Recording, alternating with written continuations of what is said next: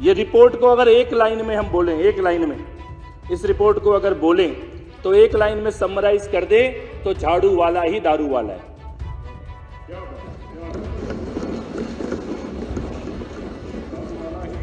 दारू वाला है, झाड़ू पूरी बड़े बुजुर्गों ने कहा है कि शराब अच्छे अच्छों को बर्बाद कर देती, अच्छे अच्छों को डुबो देती है। बधाई मुख्यमंत्री महोदया को कि उन्होंने संकल्प लिया। पहला सत्र चल रहा है, अभी केवल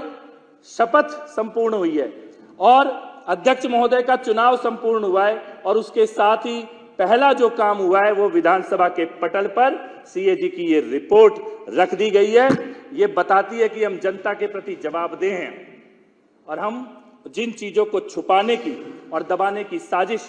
पिछली सरकार के मुख्यमंत्री के द्वारा, उप मुख्यमंत्री के द्वारा और मंत्रियों के द्वारा की गई थी, वो हर एक सच एक एक करके सदन में भी लाया जाएगा और दिल्ली की जनता के सामने भी लाया जाएगा।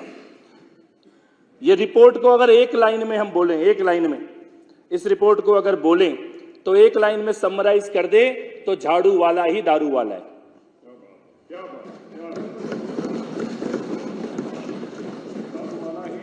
दारू वाला है, झाड़ू पूरी बड़े बुजुर्गों ने कहा है कि शराब अच्छे अच्छों को बर्बाद कर देती, अच्छे अच्छों को डुबो देती है। शराब एक ऐसी चीज है जिसमें जो डूबा वो बचा नहीं। और मैं ये कहना चाहता हूं कि इन चुनावों ने ये साबित कर दिया है कि आपदा की सरकार, उसके वो सभी मंत्री जो शराब घोटाले में शामिल थे, उसके वो सभी पूरा का पूरा जो गैंग था, इस ठेकों को खुलवाने वाला, कमीशन को खाने वाला, वो पूरा का पूरा गैंग आज अपने आप को बेरोजगार नेता बताता हुआ घूम रहा है। शिखा राय जी हमारे बीच में जीत के आई हैं, उन्होंने महिलाओं की पीड़ा का बहुत अच्छे से सदन में रखा। लेकिन इतनी ही चलती है झूठ की दुकान, इतना ही चलता है भ्रष्टाचार का खेल। इसकी एक्सपायरी डेट बहुत पहले निकल चुकी थी, जनता केवल चुनावों की प्रतीक्षा कर रही थी।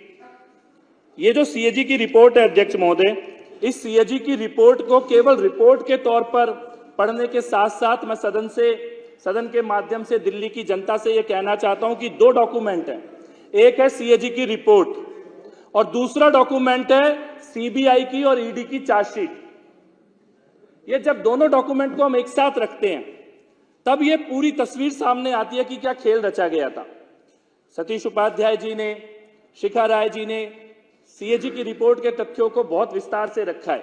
और ये रिपोर्ट बताती है कि 2000 करोड़ का नुकसान हुआ है रिवेन्यू का। ये केवल रिवेन्यू का नुकसान है, ये पूरे घोटाले की कीमत नहीं है।